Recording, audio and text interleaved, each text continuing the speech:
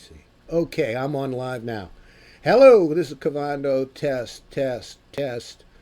Let me get this on. Okay, happy holidays, everyone out there. It's Okay, the now that 28th should. of December, and now 5:32 p.m. here on the East Coast of the United States, and this is Cavando coming at you on supernetradio.com, where semi testing and doing a speak about here, see how many people we can get listening. I got Lutz on the. I got Lutz on the line here on Skype. We're going to talk a few things I'll put between it now. us Give me a and sec. I talk had it about open, but I had to SuperNet and close what's it been because happening. And all right, that's the way. Get some messages out there. We'll see if we can get any listeners. This is the first time for us. You know, we've done working sessions, Lutz and I, over the last few months that we've been here. So, just a quick thing. Lutz and I met on a VeraCoin hangout earlier this summer when I had started VeraCoin Radio .com, vrcradio.com, and the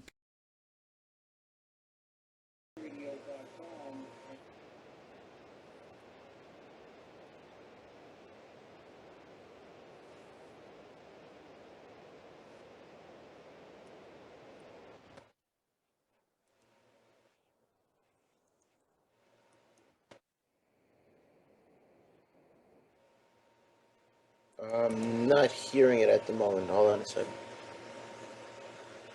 I see you're live. Oh yeah, I hear me. Yeah, yep. There's a latency. There's about a 10-second latency.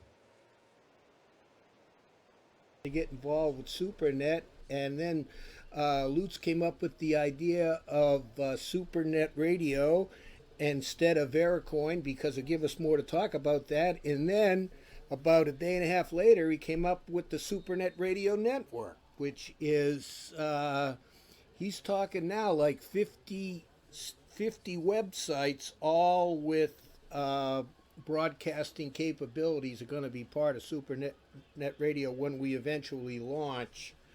Uh, so so that's what the deal was. How SuperNet Radio Network and SuperNet Radio got launched, and wouldn't be any of this if it wasn't for Lutz and his incredible work ethic. He works a full time job, and then he's I think we've got 16 or 17 sites that we could click on right now that are all ready to go. But again, we've been premature in the past with the radio stations. We wanted to get, we got a Vericoin on a little bit premature, and then we switched over to SuperNet Radio prematurely because of the ICO. So we wanted to cover the ICO live, and we did that, and we were on for a couple of 4 or 5 weeks, and then I had some personal difficulties with illness that kept me off the air. But we're not dead. We're pacing ourselves now and getting everything right, and when we come back on, we're going to be ready to roll. So. So listen, let me turn you over to Lutz. What do you got to say for yourself, there, bud? And same old. You know, stay, just hanging out, having a good time, having fun playing with this crypto world. Is that all you got to say, man? Come on. Trying to make some money. Well, that's what we're all Trading. trying to do. That's what we're all trying to do. Now, Having speaking of fun coding. yeah, now speaking about money, we were just talking about this beforehand, and I want to get it straight in my mind now about the JL777 hodl. Right. And did you send me that link you were saying? Where is that on Skype? Oh yeah, I sent you the link. Yep. All right, let me get on that chat. Why don't you explain to the people what's going on with that and what that it's an asset on Next, correct? Yeah, we're actually it's Liberty Now could probably explain it a lot better than I can. But Well, where the hell is he? it's Let's get supposed to him on give here. dividends eventually, Yeah. and it follows some type of nav. So all the assets that James has, or SuperNet in general, and James, they're all like in one. It's really hard. I'm really not good at explaining it, but it's like the total value of all of the assets in this one stock, and or it's not really a stock; it's an asset. Oh yeah. But Don't say stock, yeah, man. and and I think James has something big for it. Personally, I think he's gonna do something, to make it move. So I bought a few more. Well, here's a. Let me read this. This is off of that link that you just sent me. And it includes. It's got some really good graphs on it. Yeah, this Next is. I find Next itself to be a complete and professional looking and acting platform for the Next assets and the use of Next coin, and it's just the perfect venue for SuperNet. So on this one, he says the JLH portfolio. Now, who wrote this? Let me see. Doesn't say. This is done by the Next people. Doesn't have an author. Uh, and it says JL77 HODL, abbreviation JLH, is the first and biggest portfolio of assets on the Next platform. Yeah, so So, I think every they got 10% of Vericoin in there. They got 10% of all these coins, and yeah. that's the asset that holds them all. They're all inside that. Yeah, it was created on 17 May 2014 by JL777, and it calls, that's James, by the way, and it's called, he's got in parentheses, an active and respected member of the community and creator of SuperNet. Well, that's an understatement right there. That guy is unbelievable. From the beginning, JL777 has been including in the portfolio a proportion of his new ventures, 5 to 10% of them, and some of the assets he receives from promising companies. The intention isn't to trade the assets, but instead to hold them in the portfolio permanently or almost, except in rare and special cases. No assets will ever be sold. Some of the revenues generated by the portfolio assets in 2014 was invested in the acquisition of new ones, but the main part of the portfolio consists of assets which have been added by JL777.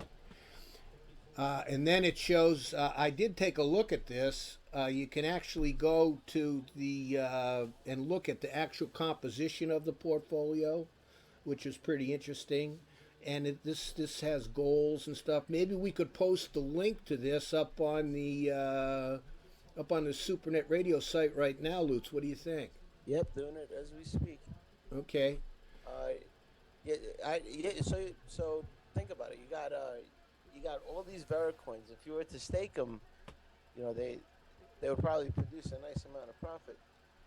And same thing with the other coins that are similar like that. So there's profit being made just as they sit there. And it's I mean, if I believe he's going to give them out as dividends, those profits now. Well, that's what's strange. I mean, the thing about take these charts right here, it shows that, and again, the net asset value is the basis of valuation of JLH, and a net asset value is basically you take all of the assets that are in the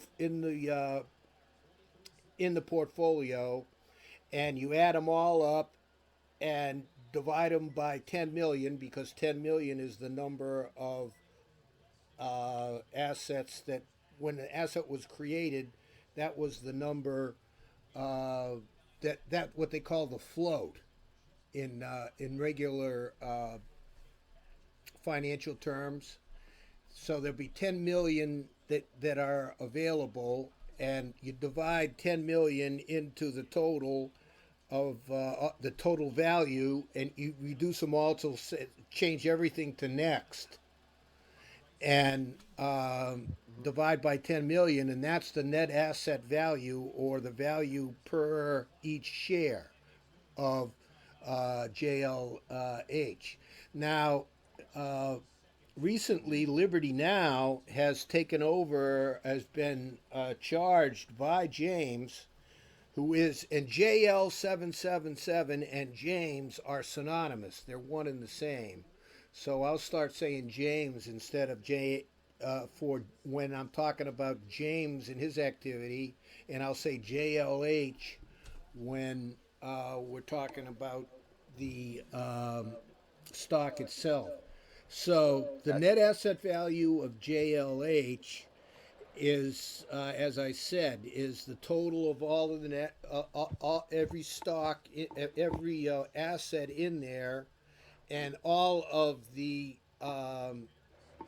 dividends or from staking or what have you, whatever it might be inside of JLH, divided by 10 million. The current, it's been fluctuating between 3.8 and 4 next the last week or so, and Liberty Now has been charged by James to make a market with for JLH, and he's really taken it under his wing. As a matter of fact, they really set a fire under Liberty Now because he didn't like a lot of the ways that some stuff was happening, and there were some. I don't remember the exact particulars because I'm not a coder like these guys. You got to understand that these guys that are building SuperNet like Liberty Now and James and Cat, well, maybe not Cash, it's not as big a coder, but Nosh and Bitcoin, BTCD, Dev, and I know I'm leaving some really key people out. Lungazi, you never see him out there. He's right. He's Later. doing GUIs, and these guys are not fooling around. They are real compassionate about getting SuperNet up and running and making it happen. And I mean, unbelievable coders. Is all I can say. The stuff that they're making happening. You got In Jones. Jones is another one that's a Good price. real heavy hitter with his own eccentricities, I guess. Later. And it's a real good group out there on Slack. And one thing I like about it is they don't take themselves too seriously either. There's an undercurrent of levity. There's a lightheartedness that they have while they go about this, and and man, these guys work. These guys work, and it happens right in front of you on SuperNet. They're sending code back and forth. It's just incredible how they're doing this stuff. That's my favorite part. The fact that I get to see it all. You, like with all the other coins in the past. Not going to mention any names, but you sit there. They're saying they're doing something. They're saying they're doing stuff, and you're waiting for updates all the time. And over here, I'm not waiting for updates. I see them working every day. It's Well, it's I'm it's right on amazing. the same page with you, and I see them working, and I don't have any idea what the fuck they're doing. Because I don't know any code or anything like that. You're more of an IT guy, so you understand more of that. But just the fact that they're going back and forth, I can catch little snippets and hints You know, and of what they're doing. I was on a forum recently, and somebody was saying, "Oh, I invested in this coin, because the devs had can I say balls? They Sure, you say anything you want. had the This is ball, SuperNet Radio, they man. We had can the say balls, anything. No they had the balls, censorship. they had the balls to show themselves, where all the other devs are anonymous, and that's why I back it up because these guys came out and Hello out there. This is Gavando on SuperNetRadio.com, home of the, with SuperNet Radio Network. At SuperNetRadio.com is the flagship station of the SuperNet Radio Network. We're going to do an interview today. I got my engineer Lutz is on the line, and we got Bassguitarman is his handle, and we're going to go by Whit, and the who is a developer of OpalCoin, and we're going to ask some questions about OpalCoin. Now, what has been going on lately is everybody is everybody that's probably listening to this show right now is that Bitcoin's in a real dive, and that's the latest stuff that's going on. Uh, so we want to be aware of that. It's Sunday, the 4th of December. This 4th of January. Oh my God, I'm missing a month. It's 2015. Happy New Year, everyone. 2015. And we're here talking about crypto. SuperNet is getting closer and closer to being presented. Version 1. Looks like there's going to be uh, plus there's a talk of the new talk on SuperNet is of a new asset called SuperNet times 2. I'll be talking about all of this stuff this week coming up and explain all of that stuff to you. It gets pretty just like SuperNet, it gets pretty complicated with everything that's going on with that. And we got to remember we're still in the infancy of the SuperNet. It hasn't even been really launched yet, although it is up and working. Several members have got it going, and the all kinds of exciting things happening, including addition of coins. Now that's why we got OpalCoin. We got Whit on today because OpalCoin has recently been added to as a core coin to the SuperNet. So let me bring in. Let's bring Whit in. Hey, how are you?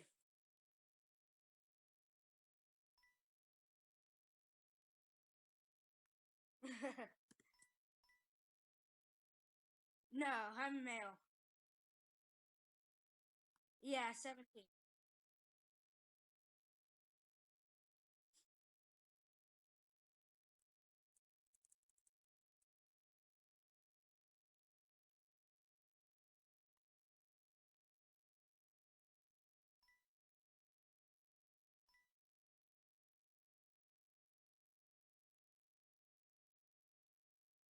I'm aware.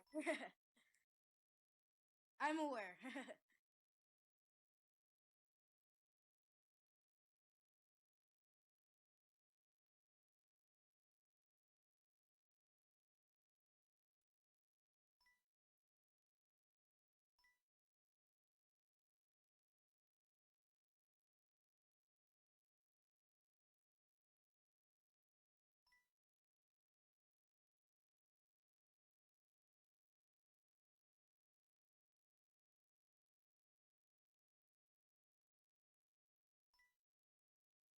Okay, sure.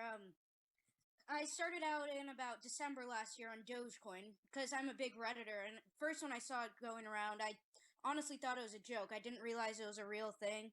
Um, but then and I saw it like the week it started, and sadly I missed out on that price rise. But few weeks after, I realized, whoa, this is a real thing, and then I just started out. First, I didn't really even do any developing on it. Then I started looking at the code, and eventually there's this coin called Taco Coin, which was big on in the Dogecoin community, and I helped them out implementing merged mining, and it was the first script coin ever to do that. But to be honest, that kind of died out. Um, so I started helping out Opal, and that's kind of where I am now.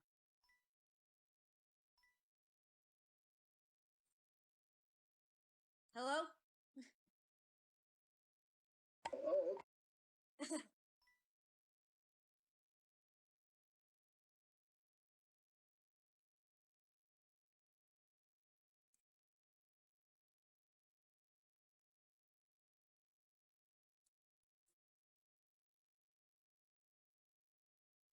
I started out just by looking at code. I looked at the Bitcoin code. I just looked through stuff and I looked at pull requests and I just kind of taught myself how C++ works. And I'd been coding through Code Academy before, and I started out with Python, but really just looking through the Bitcoin code is what taught me. Hey, Hey guys, I gotta interrupt a little bit. Kev, you're not coming out on the air. I'm not. Yeah, and bass's volume is very low. Let's bring bass up a little bit. Let me. I don't know if I can let me turn him up on Skype. Can I turn up volume on Skype? I don't think so. I bet. Yeah, I could hear you better now. You could hear me better? Hold on. Yep, I could hear you. Hey, Bass, could you say something? Hey.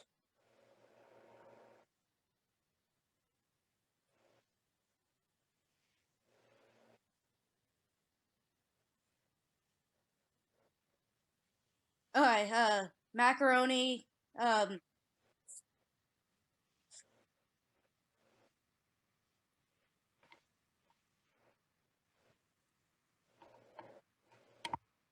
Still not hearing you. Still not hearing you, Kev.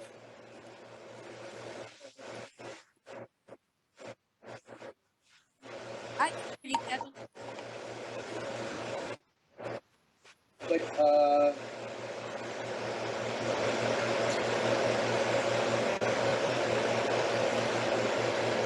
Can we get some feedback from the crowd? Hey guys, can you hear Kevin talk? I can.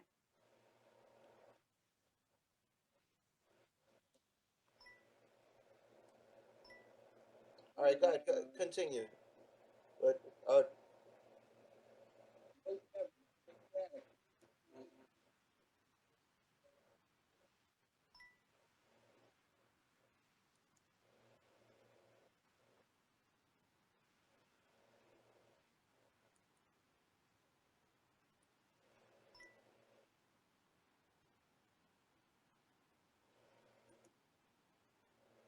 Yeah, I believe they they can. hear him.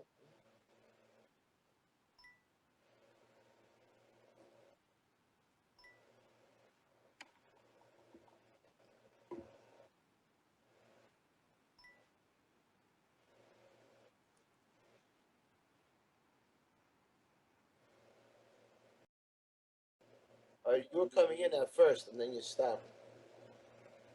You want to restart the call?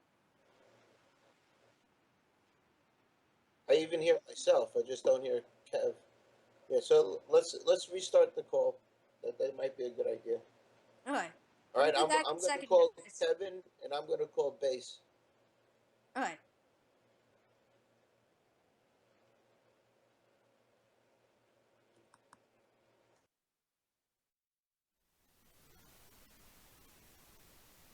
everybody, there's so much work that needs to be done on this project that there isn't any way he could ever do it himself. So, in his idea was to start a channel, Hello. which turned out to be Slack, and to get people Yep. I got you. recruited, and everybody else has got me invited, now. I I guess, found is out the what it right was. way. I imagine he Old goes out numbnuts here and, was didn't have the right channel on Most for of me them to be find heard. out. You should be good right. I see. Awesome. You see them popping. Okay, They know, for who some certain reason, projects. I think it's like the project. As the- projects are interesting. All right, let me turn that off. Okay, so now we should have both channels on. I guess channel one Right. has to be on channel. You two are on channel Right, I two. see you guys. You can hear me?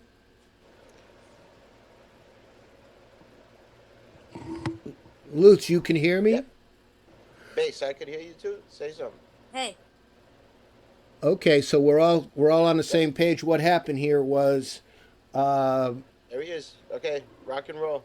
okay, Cavando here, December 4th. We're interviewing Whit, also known as Bassguitarman of OpalCoin, and he's already gone over a little bit of how he got involved with Dogecoin. We had some technical difficulties with Cavando messing up on the channels and some confusion about where Skype goes across, but that's all behind us now. We're all going out on the air, and Whit had said that he was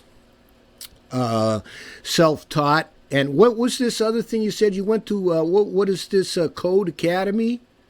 Code Academy, yeah, it's a pretty large. It's kind of like it's a online course almost where it's self-taught. It's learn at your own pace, and they have a bunch of different code languages and stuff you can learn in activities. I would highly recommend it for anyone learning to code. All right. Is it? Do they charge for that? Nope, it's all free. That's great. It's just like what is that famous one? The guy started doing math. Khan Academy. Yeah, and it's similar to that, except it's for coding. Yeah, and it's all interactive. You write the code, and it tells you if it's right. Okay. And all right, so that sounds great. So it seems you've done pretty good, especially now. Did you when you did this Opal coin? So you helped out with Doge, and what was that other coin? Taco coin. Taco coin, and then you decided you were going to do your own coin. Is that correct? Well, I actually came in a few weeks after the coin was started because I needed a developer to really help it take off.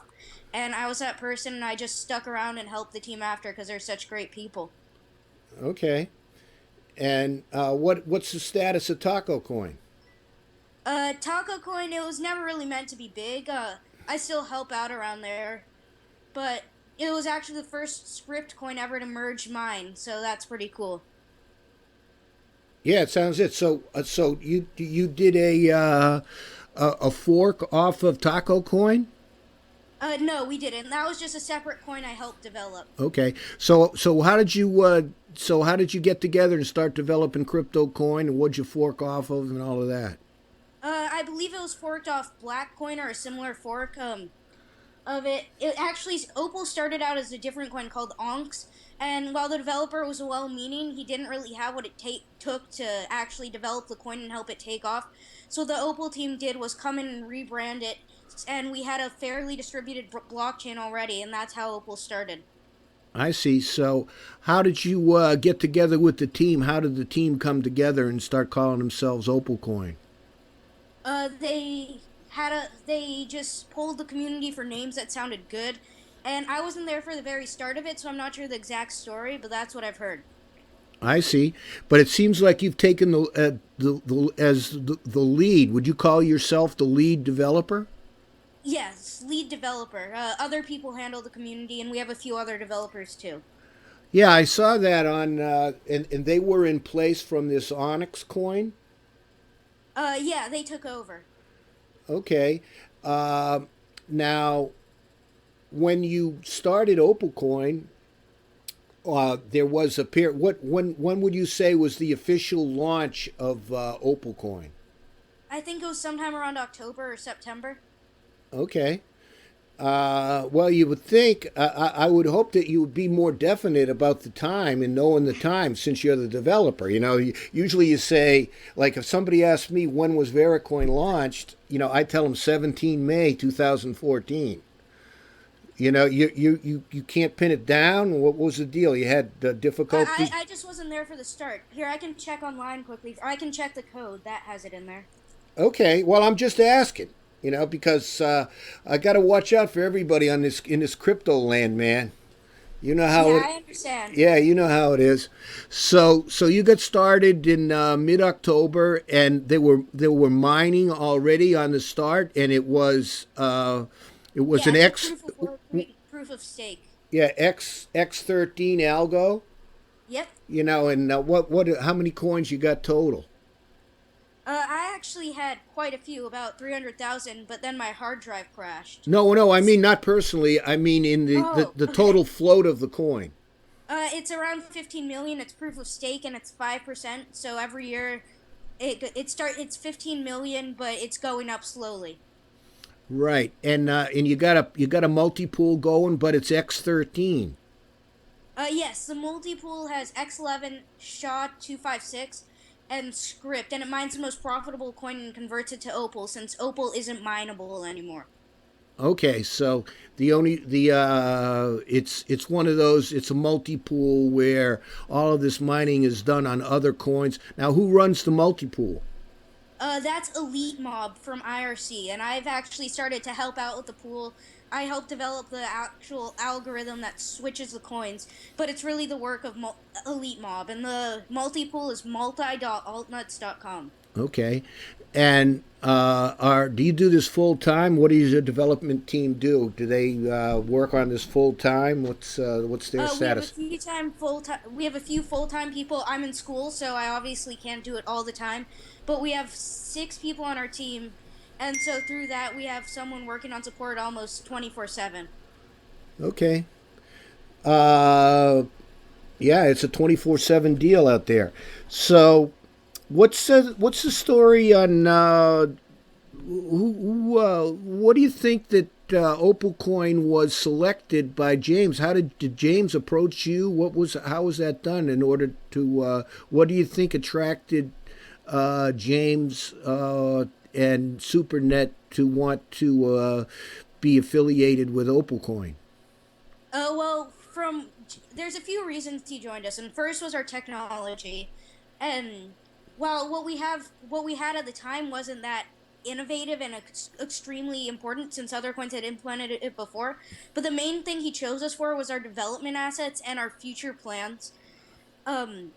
Because what he felt was that he saw our roadmap before we released it, and he saw our development skills. And what he knows is that our team is committed to actually developing this coin and working with the SuperNet. And he actually has a quote. I'll see if I can find it from James.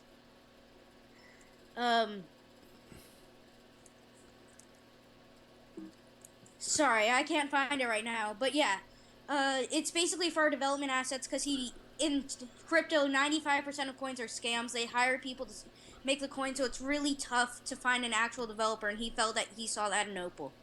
All right. Well, what would you consider your crypto assets then? Uh, Basically, what he said, I believe it was that he asked for code and I provided it, and he saw that I was able to produce code in a quick amount of time that actually worked. For example, I helped him work on the pinging of nodes. I'm not laughing at you, and I understand exactly what you're talking about, but it's just so James like. You know, James asks you to do something, and you do it. That's Lutz and I met through Veracoin, and one of the reasons we hooked up is I asked Lutz to do stuff, and he did it in a very rapid time, and it's just and we don't really joke about it too, but we mention it. How lucky we were to find each other because we finally found two guys who did what they said and were able to do what they say instead of making promises. And that's where we were involved with Veracoin, and then SuperNet got involved, and we decided to do SuperNet radio. I was doing VRC radio, and for precisely that reason, because that you're talking about. We saw SuperNet as being the thing to do. That James was making it happen. We wanted to be part of that, so we expanded to SuperNet Radio, and now we're doing SuperNet Radio Network, which includes. We have over 30 sites that are ready to go when we finally launch with SuperNet.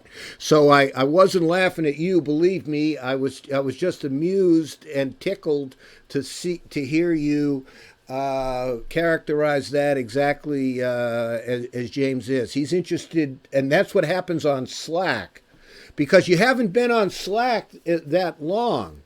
No, I have not, but it's a great community. Right. And so you wrote up some code for James. Now, yeah, I actually found the quote if you want to hear it for a reason. Okay.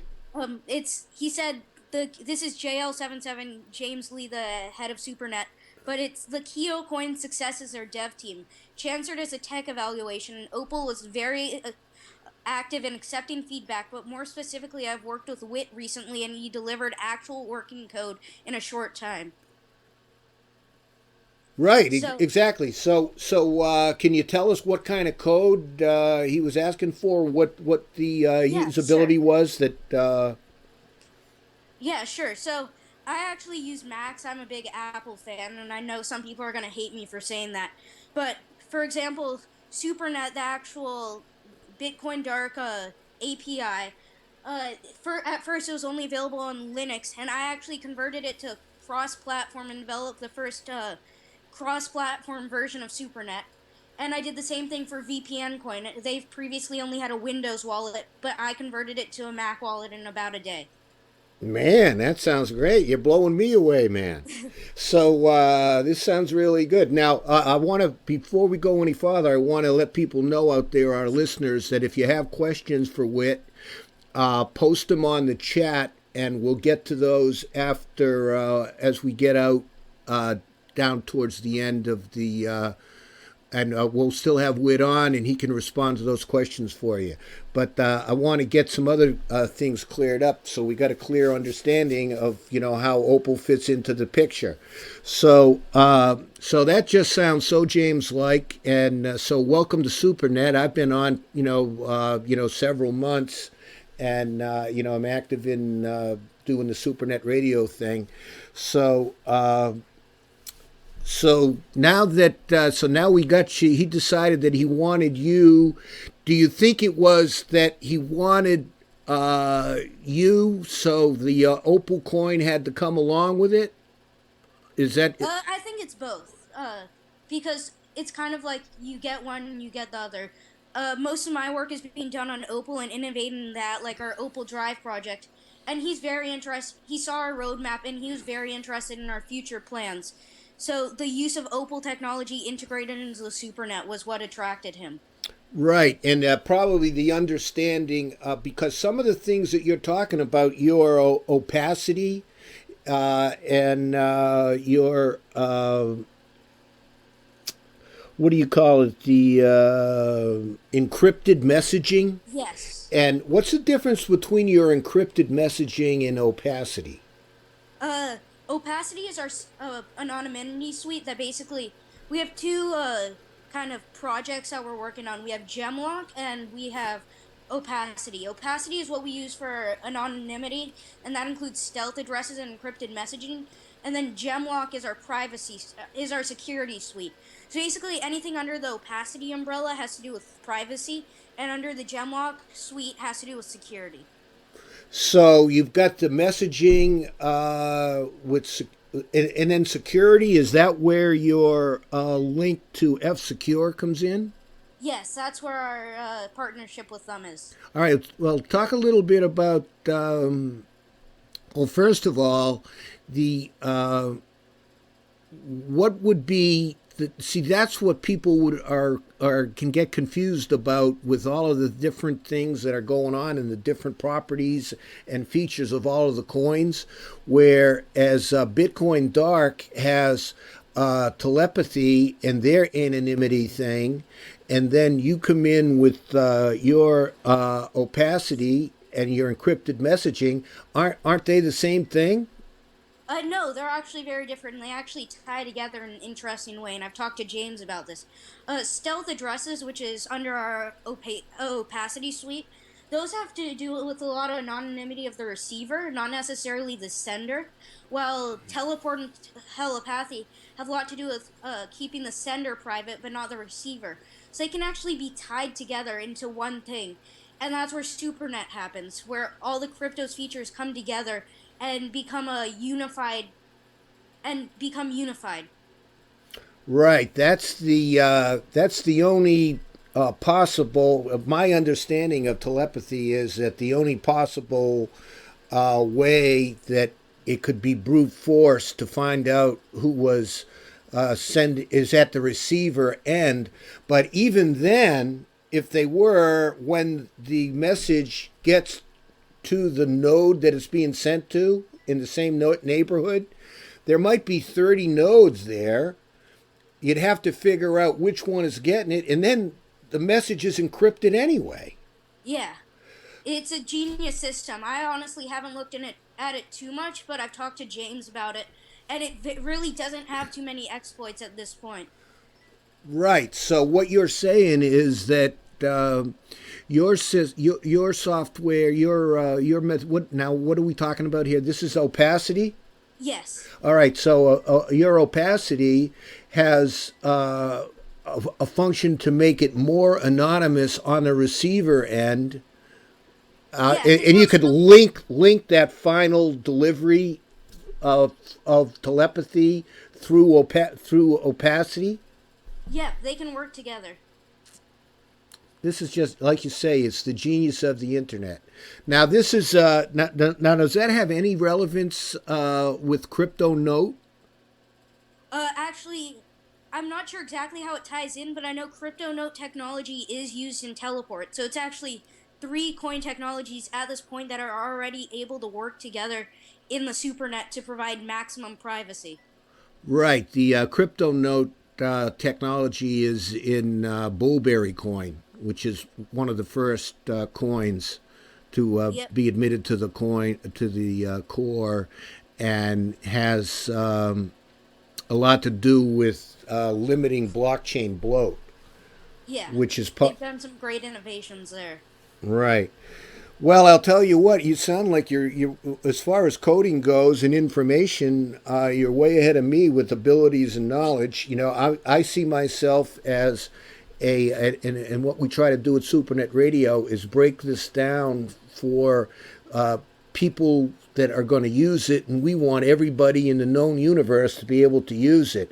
That's cool. The big thing that I try to stretch is single click usability, where you can just click to open, click to elect what you want to do, and enter the amount and do it, or buy it, or whatever you need to do. That one click thing, and we're a long way from that with SuperNet, and so I feel a lot of times that I'm out of my element and over my head talking with people like yourself and James, but again, you seem to have that same way of explaining things in a way that someone that isn't as tech savvy as you might be,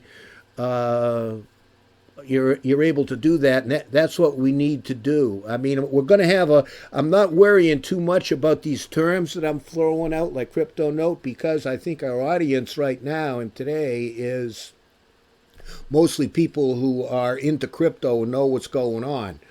But at some point in time, the aim for SuperNet Radio Network is to branch out and reach the people and explain how they're doing it. So, what in the final analysis, what will OpalCoin be providing? Do you see OpalCoin providing to the to SuperNet? You know, is it just this opacity? You also have this hard drive deal as well. Yeah, Opal Drive. That's a Opal partnership Drive, with- okay. That's a partnership with this great project in the Bitcoin 2.0 space called Storage. And what they do is they basically provide decentralized file storage. So what Opal does is on top of that, we put the transfer level on it. We make it easy to encrypt your stuff, send it. How it works is you encrypt, which basically means to make it so no one can see it. You encrypt it, you upload it to storage, and the receiver with an Opal address will automatically receive it, decrypt it, and get the file. So we partnered with Storage, or actually, it's not really a partnership, it's more of using the API. And what we're doing is we're allowing Opal users to easily transfer files between each other using a layer in Bitcoin 2.0 technology that doesn't necessarily cause a blockchain to have to store files. Well, that sounds great. Now, is Storage is a what kind of organization is Storage?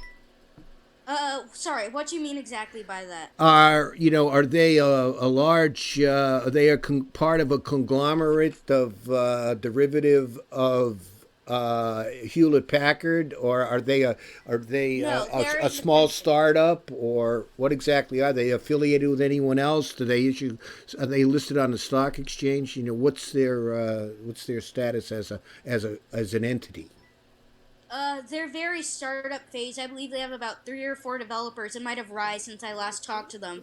But they held an IPO for a token on the Counterparty exchange, and that's how they raised money. And they're very small, but they're definitely very promising, and their technology is going to be released in a few weeks, I believe. It's in beta right now. I see. So they're really a relatively unknown startup. Not unknown outside of the Bitcoin world, yes. Okay. Well, You know, it's still a problem. I'll tell you what I run into. I haven't found a person yet that I mentioned Bitcoin that didn't look like I had four heads.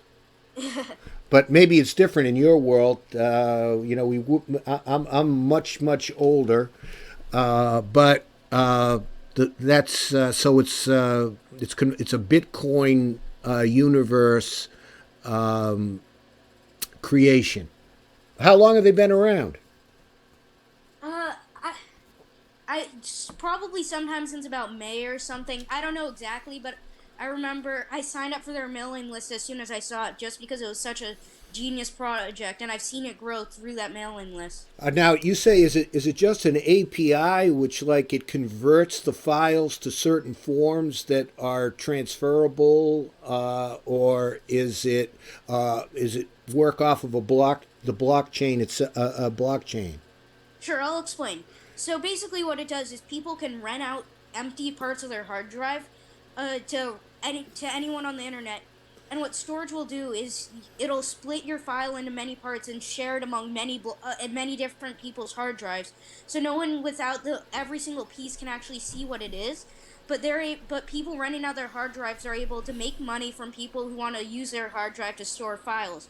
And I believe it's about 8 times cheaper than using Dropbox, just because of the power of decentralized technology. Yeah, I studied a little bit on that because what is the difference between what you're offering and what storage is doing? What you're offering with storage, and what Vericoin is trying to do with the SuperNet? What? Sorry, can you repeat that? It sounds like what storage does with and what you're doing with the help of storage is renting out hard disk space to anyone who has spare hard disk space that's on the internet. Am I correct with that? Yeah, well, what we use is storage handles all the renting out the hard disk. What we're doing with Opal is we're going to create an easy way to use Opal to buy storage space and then transfer files to others. We don't really handle the storing disk space just because storage has that down already. Okay. Now it's my understanding that what you just described, what storage does, is what Vericoin is attempting to do also. Yeah, that's interesting you mentioned that, because we've actually been talking with Vericoin, and once they get their storage stuff out, we're planning on switching from a storage-based file sharing system to actually Vericoin-based to keep it in the SuperNet. Well, I would say that's a scoop for Cavando. Yep. Yeah, so we'll probably see a bump in Vericoin prices after this. Who knows? So that's interesting. That's that's very interesting. When you mention the money that they're saying, I did some research into that, and I see that some of these storage companies now get $3,000 a month per terabit. Yeah, it's crazy. Storage completely fixes that problem because the prices are so high than what the actual cost is to these storage companies. By decentralizing it and letting just anyone rent out their storage space, they're able to lower the price to near cost. Well, the one problem I have with that is what kind of redundancy do you have? These people that are going to be trusting Vericoin or storage to store their data. And what if they need it available to them 24/7? How can that be guaranteed? I've actually saw a conversation between James and Sean, who is the lead of the storage project, and he had the same question. And I can't speak for how Vericoin solves this, but for storage, you choose how redundant your files are, and if a file automatically falls out, like if a computer falls out, it automatically repopulates to another computer that shard of the file. And so it's a little more expensive for each redundancy there is, but you can set it from like your file is stored on 3 separate computers to your file is redundantly stored on 1,000,000 separate ones, and it's just the cost rises for the redundancy. I see, and the client can decide, and when I say client, I mean the customer. Yeah, The customer can decide the level of redundancy. Yep. And more redundancy, you pay more money. Yeah. Exactly. That makes too much sense. So, so that was great. We already got into storage. I wanted to talk about that. Uh, the now what? Now, how about an explanation? I want to give you an opportunity to explain the difficulties that you had with the wallet and the stolen Opal coins.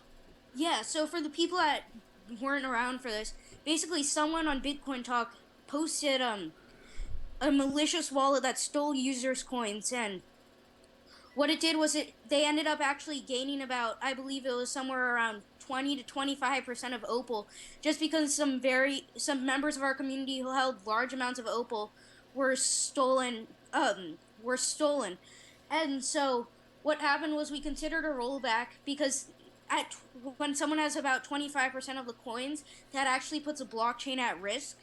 But eventually we were able to negotiate with the hacker and gain back 75% of the coins he stole, and those were redistributed to the community who lost them. Okay, so how? But what I think people really want to know is how was it the hack possible? How did they do it? And then from following on with that, what have you done to prevent that from happening in the future? Sure. So what they did was on Bitcoin Talk, they quoted a post where we posted links to the wallet, and but they changed the links. So to any random user, it would look like those were legitimate links. So when they clicked on those, and the post, he said something like "download now." So it was actually very convincing for someone who wasn't expecting it. And they downloaded the wallets, and then we're actually having F-Secure analyze the malicious wallet to see exactly what the code was that harmed it, but they were able to steal it. And to answer your going further question, that's where a Gemlock suite comes in. And Gemlock is basically our security suite, and it came as a result of this. And that's also where our F-Secure partnership is. What we're doing now is we're developing systems that prevent users from downloading malicious wallets and protect them from things like this. For example, we now have distributed DNS system verification of wallets, and I can't tell much about it just because of their secret and under development with F-Secure, but we have some really cool plans with F-Secure right now. Okay, now so what you're saying is that now this was through Bitcoin Talk Yes, it was. on the Bitcoin Talk forum, so it was almost like a phishing scheme, but only Yes, exactly. with the link that led to the wallet. So when people downloaded the wallet from that link that people had downloaded real wallets from, Yeah. these people who came in after they implemented this hack were the ones that got hurt. Yes. Okay, so and you got now. What were the numbers? They stole about 25%, and you got how much of it back? We negotiated with him and got about 75% back for free. He decided to hand it over. I don't want to say out of goodwill, because obviously the hacker is not a good person, but because of the threat of a rollback, basically. And I can't say much how we're doing it, but we're still getting some back to this day. And I don't want to say how, just because I don't want to give the hacker any clues. But we're recovering some of the coins still. Okay, great. And yeah, please don't disclose anything that you don't feel comfortable doing. And always have I'm getting a real good sense of I'm liking your style there, Whit. So now, what about this in-wallet trading? Is that available now? Yeah, it's only on Windows, and we're not exactly sure why, but on Linux and Mac it isn't completely working yet. We're still analyzing that. But in the wallet, you're able to trade on BitterX through their API. And it's not too big of a feature, but it's pretty cool, just in that now you can buy and sell Opal through the wallet. Yeah, it's a nice little feature, and it shows some coding chops there, or it seems to me it would be. Of course, any coding is difficult for Commando, but the all right. So let's see that's the wallet trading now. The Now, what about the Android wallet? Yeah, the Android wallet, it's pretty cool in what it is. It wasn't actually developed by our team exclusively just because we're not really Java programmers, which is what Android runs on. But what it does is we've integrated opacity messaging in it. It's like a text messaging system almost. So now with opacity, you can just text message your friends through your contacts through opacity, encrypted and not anonymous because your friends know who you are. But you're able to use encrypted messages through your Android and send messages to others. All right, but you can't. Can you withdraw and buy and Oh sell? yes, you can send Opal, you can receive Opal, you can transfer it to others through it too. Now, where is that downloadable from? It's downloadable through the Google Play Store. Just search Opacity or OpalCoin in the search bar, and you should find it. Okay. Um, Geez, I had another question that came to me, and it just slipped away right away with the about the wallet. But what's this other term that was strange to me was proof of developer? How does that fit into the scheme? Yeah, proof of developer basically that people have programs to verify that the developer is actually a real person and not just like, because there's almost serial fake developers that just create coins, pump and dump them, and leave. So what proof of developer does is prove that you have actual developers who are working on the coin that aren't just going to dump it. And to be honest, we only did it because the community asked. I feel like in the past it hasn't been the most successful thing because developers have still gotten very high rankings on proof of developer and still ditched the coin and stuff. But proof of developer just kind of provides a safety mechanism if the developer decides to scam the community. Yeah, I see a couple of those certificates for different. There's been several of those that wanted to deal with that problem that anybody in crypto knows of, with all the Wild West that the crypto world has been for the last several years. I think it was a pretty nice spot for until 10 or 11, and then people started seeing all the money involved, and it got kind of crazy. And so they came up with this: how can we be assured that these developers are who they say they are, because it's the double-edged sword of anonymity. Now, you have a couple of those authorizations or certificates from different companies, Yes. and so you decided to do another version of it that had a better idea or a better methodology, or I mean, how can you accomplish something like that? I mean, when it comes down to developers and things, that's the problem. It isn't. My view is that it isn't the blockchain is uncorruptible. It's mathematics. It can't be corrupted. It comes down to people. When you get people involved, you get them. They're the ones that are trying all these tricks and come up with all their hidden agendas and trying to manipulate and for their own personal gain. And is there any way that you can keep that? You can't keep people out of it. So isn't it like tilting windmills to think that you could have something like proof of developer? Proof of developer, yeah, as I said earlier, it's not the most effective thing. I know with Equinox coin, they had proof of developer and the guy still scammed them and ditched the coin. But it's kind of a just way to verify. Either you send in a few identifying things like your ID, you write a brief history of your coding history, but it's not exactly a proof that you're not going to scam them, but it's a nice step towards showing that you're reliable. And I think the best way to prove you're reliable is to actually keep developing stuff and innovating. So that's what Opal is trying to do, because we don't think that a certificate is all you need to be a good coin. Well, you're thinking along the same lines I am. Is that what they need is to get some time behind them, and as the crypto ages, if 15 years from now, OpalCoin is still around and Vericoin and SuperNet are still around, then they'll have credibility, and then your proof of developer will have a past performance of all of these coins, and it'll become more valuable.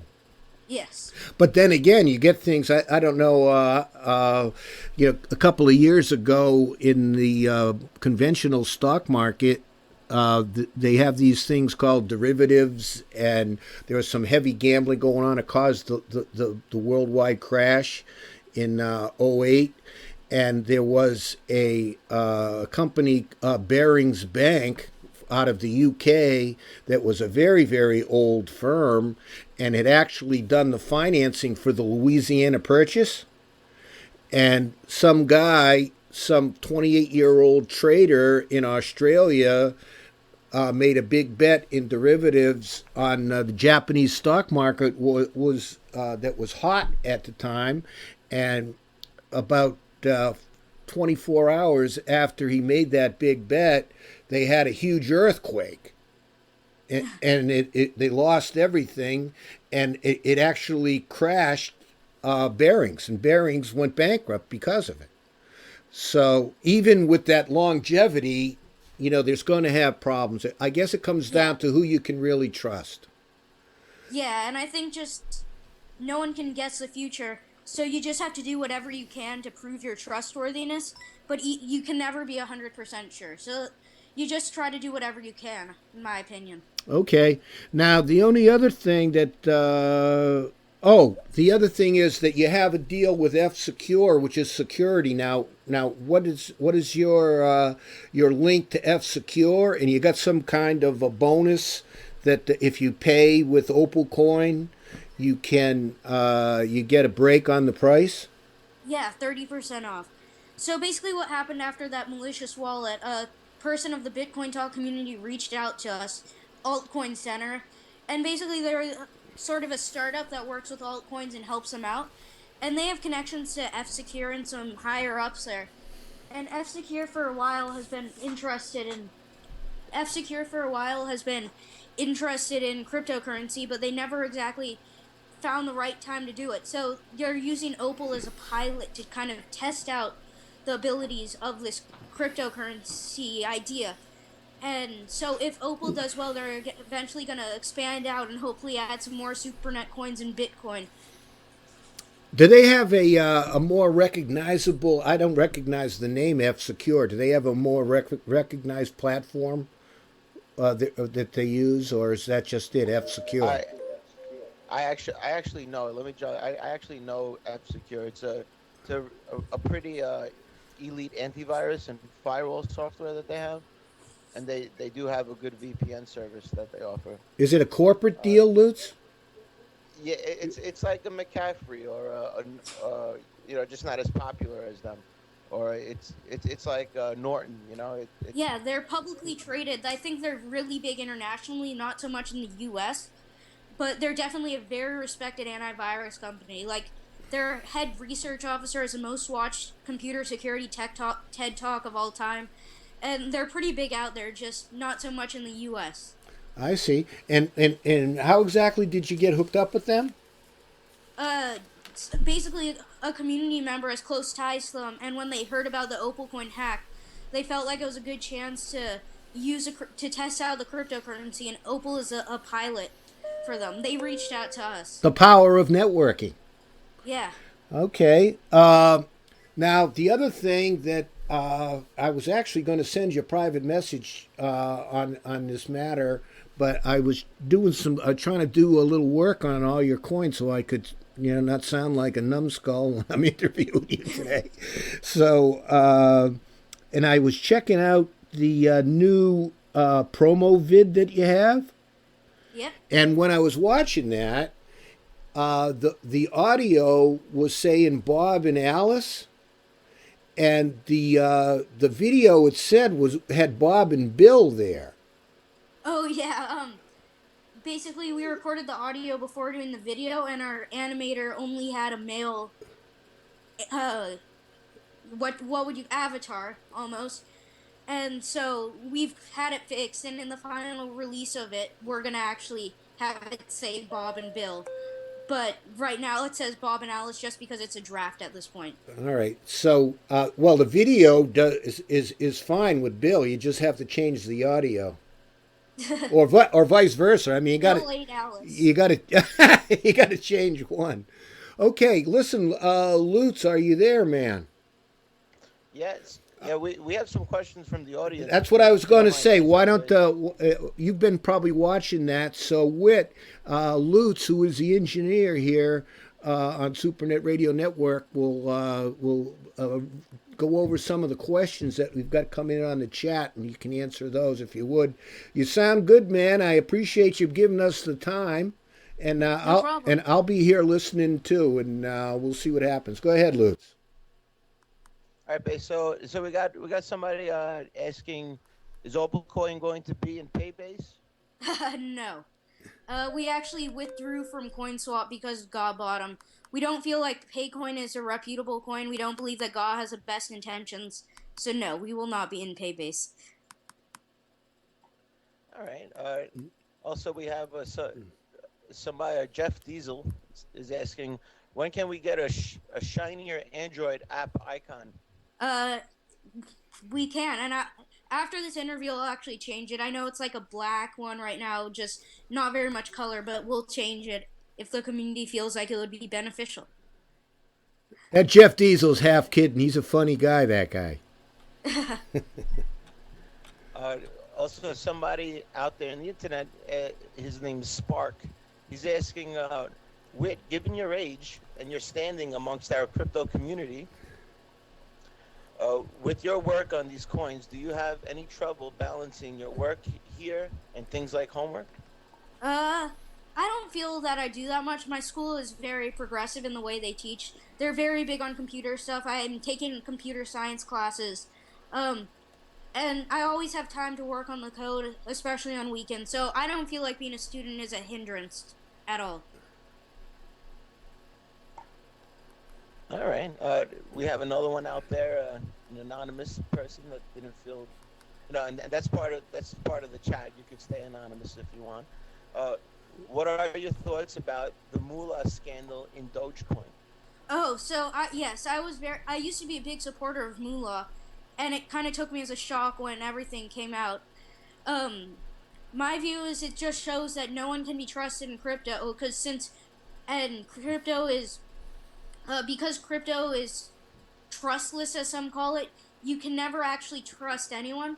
So what you really need to do is vet people out and always keep your coins local as much as you can. It's a shame it happened. I really feel bad for the people that lost large amounts of money. I lost about a Bitcoin in the Moolah scandal, which wasn't too big of a loss for me, but it certainly wasn't great. I think all we can do is learn from this, and in the future, use services where we can protect our coins ourselves. I think we could all agree leaving our coins on a centralized storage or centralized exchange is never a good idea, which hopefully SuperNet will be giving us a better solution to very soon. And I'm not seeing very many more questions. What will the Opal Token Asset do for us in the future? Yeah, I've heard that question a lot, and basically what we created Opal Token for was basically to introduce the Opal community to Next and SuperNet, because a lot of them weren't too familiar with basically Bitcoin 2.0 technologies. So what we did was we created an asset on the Next Asset Exchange, and what we're doing is basically just on revenues for certain things, we're just going to be giving back to the community of Opal Token as dividends, and that's going to be starting as soon as we get the multi-gateway up. And so currently the two revenue streams are from Opal Market, which is our online marketplace where you can buy and sell things for Opal, and our F-Secure partnership. 10% of all purchases go towards Opal Token dividends. So holding on to these babies will pay out. Yes, hopefully. And how are they issued again? I see. I got some just yesterday. Well, yeah, they were originally distributed at 50% via Faucet, which gave out it went down as time went on, but it gave 50,000 to 100,000 Opal token a person. and that went on for about 3 days. 25% were given out as dividends to SuperNet asset holders, such as SuperNet JL77 HODL and Next Venture. And 25% went to the Opal team, and we're distributing those through giveaways and such. So? What is the total Opal token that will be in existence? Is there a ceiling on 15, it? yes, 15 million, which is the exact same amount as Opal's original cap. I see. Um, I see another question from EgoSet. He wants to know what the difference between storage and MadeSafe is. I'm not too familiar with the MadeSafe platform, but I know it has to do with decentralized servers, not as much as decentralized storage. But I know they are two competing platforms, and we'll see how it turns out. But I wish the best of luck for both, and I can't actually answer that question very well without looking into more depth towards MadeSafe.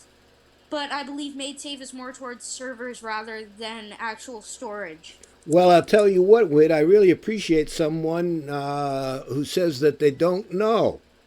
You know, too often people will come up with some crap and stuff, and if you don't know, you don't know. That's a really good sign. No wonder I'm getting a good feel about you. I want to give a shout out to Prince, who that's Prints. We recently recruited him into SuperNet Radio. He's going to be a DJ and work with us. We're trying to groom him to become a part of SuperNet Radio. We're always on the lookout for things, people that can add to the value of SuperNet Radio Network, which we want to add value to SuperNet as a whole. Now, Prince, in response to the question about Paybase, said that he didn't think that was a very serious question. So Prince is going to bat for you. He's quite the musician. I see he's got one of his tunes for sale on your Opal Marketplace. Yes, he's a really talented musician. He gives out a lot of free music, and I encourage everyone to support him, buy the album. Just check everything out by him because he's really talented and a big supporter of the Opal community. And he actually runs a radio station that's sponsored by Opal called Crypto Radio. And the cool thing about him is instead of trying to compete, he actually now works with you guys. Yeah. We just started our interaction just the last couple of days. We're looking forward. We're both Lutz and I are really excited about it, and it seems that Prince as well. It's 777 Opal for that album out of the Opal Marketplace. I wonder where he got It's that. very good if anyone's wondering. Yeah, I wondered if where he got that number 777. So anyway, well, is there anything else you'd like to add? Anything you want to say that we didn't cover? I'm glad Lutz. I got Lutz in there. That fleeting thing that had was Opal token. So Lutz picked me up right there. I appreciate that because that was an important thing that. I know one thing about faucets that puts me off is that if people start giving it away free, I kind of go, whoa, wait a minute. But in this case, I think it might be quite the opposite. Yeah, we did it more as just an appreciation to the community because we feel like one of our greatest assets is our community in the Opal because we just have on our IRC we have about 100 people. It's just a very strong community, so we wanted to thank them, and that's what the token is for. Yeah, Peter is asking, is the Opal marketplace decentralized? Currently no, and there are actually a few people asking questions in Slack about the marketplace. The marketplace was one of our earliest things that we developed. It's about 20,000 lines of handmade code. We got a very talented developer on it, our web developer, who is Dan. He's on the Opal team, but we haven't really focused on that too much lately. But in the future, we are looking to possibly integrate it with SuperNet and decentralize it because it shouldn't be too hard to actually do. Okay, if you say so. So, anyway, I'll tell you what. This has been really a lot of fun for me. We got a lot of information, answered all the questions I had. We'll give it just a few more minutes here to see if we get any more questions coming in. Lutz, have you got anything else you wanted to ask? Any technical questions while we still have Whit on the line? Actually, yeah, I did. Give me one sec. I'm not sure if you guys answered it because I'm kind of busy here in the background with the Merc and the Skype and the, and getting people's questions answered. Yeah, exactly. And pushing the link out there so people know to listen. There was, how does opacity work? I mean, did you? Not sure if I caught that. If you covered it yet. Yeah, we did go over that earlier, but you can run it down real quickly again there, Whit, if you would. Which part of opacity exactly? Because opacity is just the suite of all the privacy features. So the encrypted messaging is that like is the encryption 256? Is there a level of encryption on?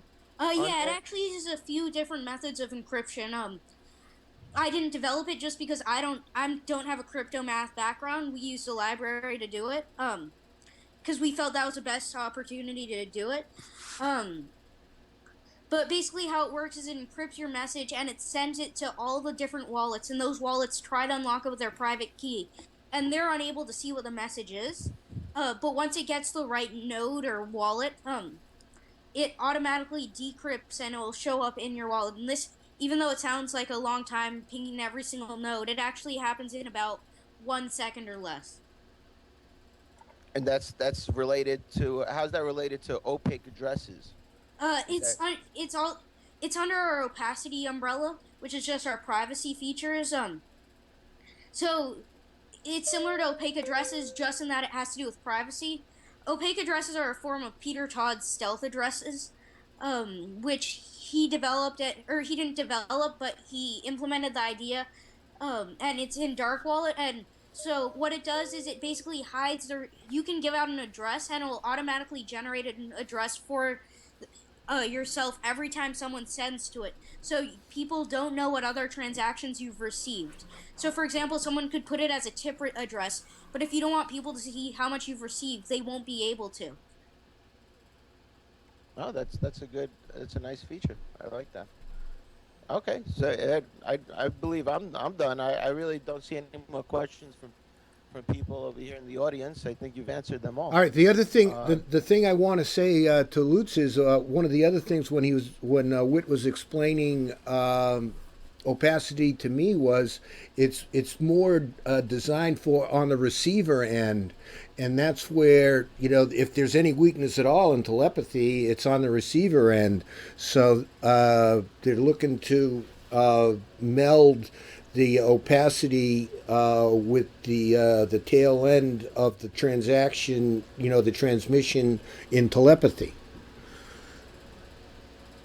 That's a nice partnership. Yeah, well, I do see a question. Is there a new wallet coming out?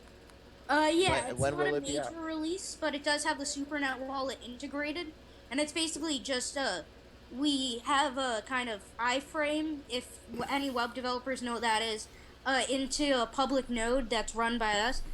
And so you can access the SuperNet wallet and the next wallet from the Opal wallet, and that's really the only major part of this new release. It's not a major release, but it should be coming out today or tomorrow. We had some problems with compiling. Nice. Is there a multi-pool that people could mine Opal, even if I know it's proof of stake? yeah, we went through that earlier, Yes. Lutz, too. Okay. Yeah, there is. It's multi.altnuts.com or o-pool.com. They're both the same one. Oh, okay, yeah, very cool. It's I have a few little miners that I want to put to work. Right. Yeah, it's not. Yeah, it's a nice little pool. It doesn't have too much hash power, but we're still getting blocks, and it still is profitable if you have enough miners. Okay. Anything else you want to add, Whit? Not really. Just thank you to you guys for doing the interview. Thank you to our community for supporting all of our developments, and it really means a lot that you guys care. Oh, yeah, we do. And I'll tell you what, I'm impressed with you. And you're doing yeoman work, You know, it's way past me. I mean, it's just like when I was talking with someone today. One thing I got one other question is I went out to IRC today, and it didn't seem to be reactive. How is what's going on out on IRC? How is that? How do you use that in the community? IRC, it's basically a chat room, and sometimes it isn't active, and sometimes you'll get 100 messages in 10 minutes. Um, our tip bot went down just because the tip bot we were using had a security flaw, but we're getting that back up as soon as possible. Um, Luckily, I don't believe many funds were lost, and so our community wasn't very hurt by that. Um, but yeah, so sometimes you'll go on it, and not if many people will be talking. Sometimes a lot will be on it, and we basically just use it as a community hub. If anyone has questions for the developers, or or if they want to talk to Prince, request a song for crypto radio, anything, you can just go on IRC and just talk. Okay, so it's not a heavy development platform like Slack. No, no. And the developers, we do have a private channel that we use to talk, but we don't use it that much. All right, well, that was my next question. So, okay, well, that's about it. We got a good. This went along really well. You can sign off now. I'm going to make some closing comments and make sure that everyone is aware of the fact that I will post this. It will be ready for replay in the archives. All you got to do is go to supernetradio.com and scroll down and to the archives, and I'll label it accordingly. It'll take me about 20 minutes or so to get this up, and everything that's posted in the archives is also available on SoundCloud. So if you didn't hear it live, you can go on and we'll put this in the queue, and it will be running periodically on SuperNet Radio, going forward. So thanks again to Whit, handle Bassguitarman of OpalCoin, for a wonderful description of everything, very well spoken, and man, he made me understand what's going on. So that's an accomplishment right there. All right, thanks a lot, Whit. We'll be talking to Thank you. you. We'll see you around the internet. Great, thank you very much. Okay, you're welcome. Okay, that's it from Commando on Cape Cod. Lutz, you got anything to add? No, everything's pretty good. You guys did a great job. I mean, I was checking the audio levels the whole time. Everything came out pretty great. It's really good. I'll tell you what, it's great to have an engineer. Yep. So. All right, that's it. Yeah, that's about it, bro. Okay, Thanks everybody for listening. All right, signing off. This is Cavando from Cape Cod. Peace out.